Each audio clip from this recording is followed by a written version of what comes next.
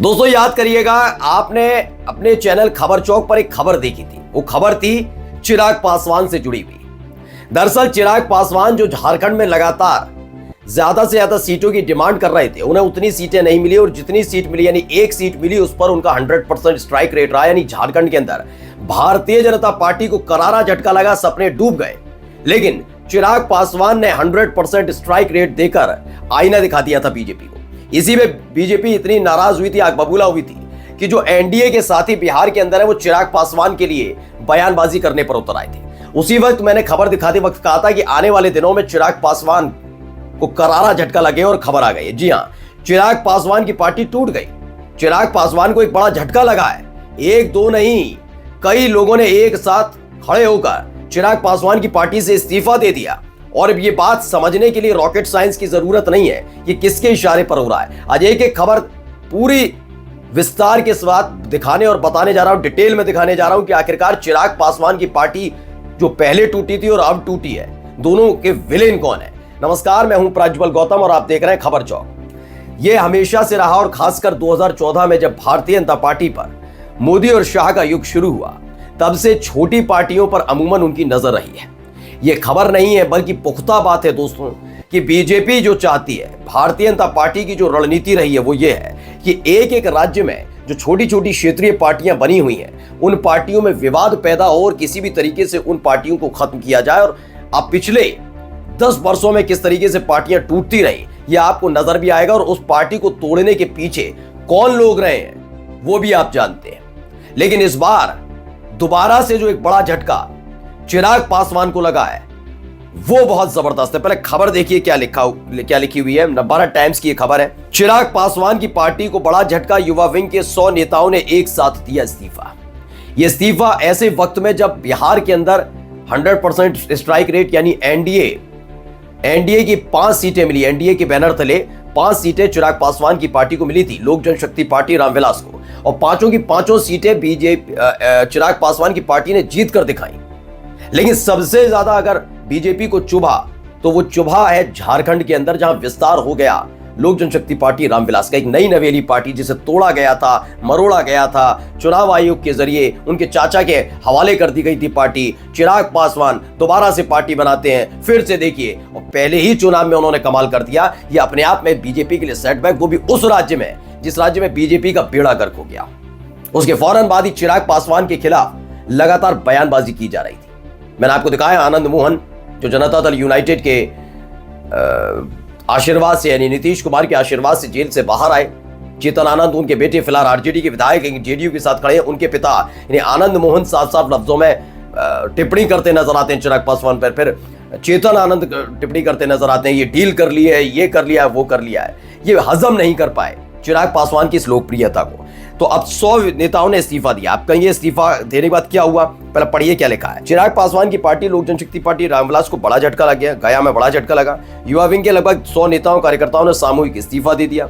इन नेताओं का आरोप है कि पार्टी में उन्हें सम्मान नहीं मिलता और सिर्फ कुछ खास लोगों पर ही ध्यान दिया जाता है। चिराग पासवान के बिहारी फर्स्ट के नारे के बावजूद पार्टी में जमीनी कार्यकर्ताओं की अनदेखी की जा रही है। इस घटनाक्रम के बाद इस्तीफा देने वाले नेताओं ने प्रेस कॉन्फ्रेंस कर अपनी बात रखी और आगे की रणनीति बनाने की बात कही है। अब ये कहां हुआ है, सबसे पहले समझिए, गया में, पटना में नहीं, गया में हुआ है। और गया से अब क्या संदेश जाएगा वो मैं आपको समझा देता हूं। ये सारा खेल इसी के इर्द गिर्द रचा और बसा गया है। इमामगंज सीट पर होता है उपचुनाव, एनडीए के प्रत्याशी वहां पर खड़ी होती हैं, जीत जाती हैं, वो बात अलग है। लेकिन इसी को लेकर आनंद मोहन टिप्पणी करते हैं चिराग पासवान पर। चेतन आनंद भी आते हैं और चेतन आनंद आने के बाद पहले कहते हैं कि उनके पिता पर टिप्पणी करने की किसी में हिम्मत नहीं। दूसरा, वो ये भी समझाने की कोशिश करते हैं और कहते हैं साफ साफ लफ्जों में कि क्या प्रशांत किशोर से उनकी कोई यानी चिराग पासवान की डील हो गई थी।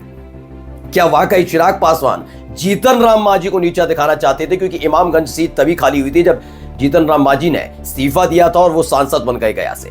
तो गया के अंदर की ये राजनीति कौन करवा रहा है? क्या एनडीए के अंदर ये भगदड़, ये भूचाल, ये बयान, ये तमाम चीजें बिना भारतीय जनता पार्टी के इशारे की हो सकती है? ये सवाल उठना लाजमी है। अब ऐसे में अगर आप सोचेंगे कहां जाएंगे, मैं बता दूं, ये बीजेपी ज्वाइन नहीं करेंगे सारे के सारे, ये हिंदुस्तानी अवामी मोर्चा ज्वाइन करेंगे। ये सारे जितने नेता छोड़कर चिराग पासवान की पार्टी गए, उनको शिफ्ट कराया जाएगा। कहां?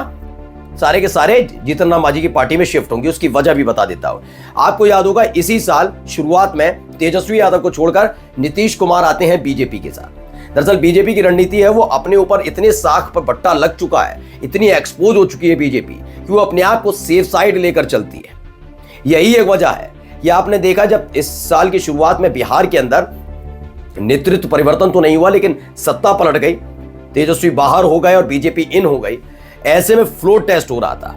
आरजेडी के 3 विधायक थे, जो तीनों के तीनों विधायक सत्ता पक्ष में साथ जाकर बैठ गए। सबको लगा था और हर कोई इस समय चाहता भी था कि बीजेपी के साथ जाना चाहिए इनको।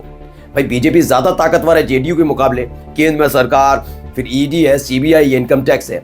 लेकिन तीनों विधायक किसे सपोर्ट करते हैं? जनता दल यूनाइटेड को, यानी जेडीयू के साथ खड़े नजर आते हैं। दरअसल बीजेपी हमेशा ये चाहती रही है कि कोई उन पर ये उंगली ना उठाए कि किसी की पार्टी को हमने तोड़ा, जबकि वो कई बार एक्सपोज हो चुके हैं। अब जब ये सारा घटनाक्रम घट रहा है तो बीजेपी चाहेगी नहीं कि उनकी पार्टी में ये तमाम कार्यकर्ता आए या उनके पदाधिकारी यानी कि चिराग पासवान की पार्टी के नेता बीजेपी में शामिल हो।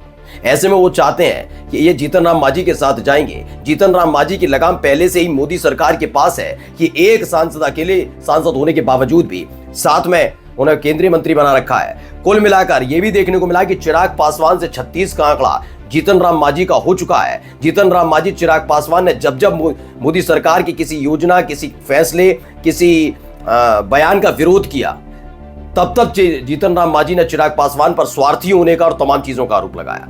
कुल मिलाकर दोबारा से पार्टी टूटने की कगार पर जो आई है चिराग पासवान की, ये चिराग पासवान भी जानते हैं किसके इशारे पर हो रहा है। पहले खबर एक और दिखा देता हूं। देखिए, फर्स्ट बिहार झारखंड है। चिराग पासवान को बड़ा झटका। गया में युवा विंग की पूरी कमेटी ने दिया सामूहिक इस्तीफा। कार्यकर्ताओं को सम्मान नहीं दिए जाने का आरोप लगाया है।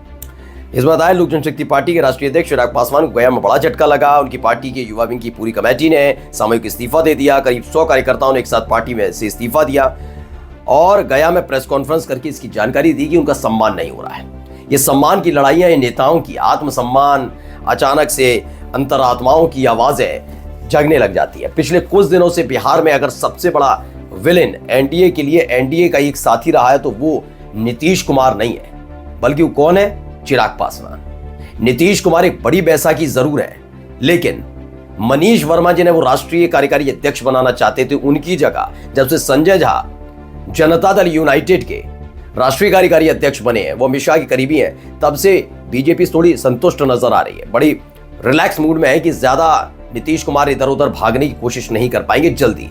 लेकिन चिराग पासवान को लेकर लगातार वो आशंका में रहती है बीजेपी कि कब कौन सा झटका दे दें।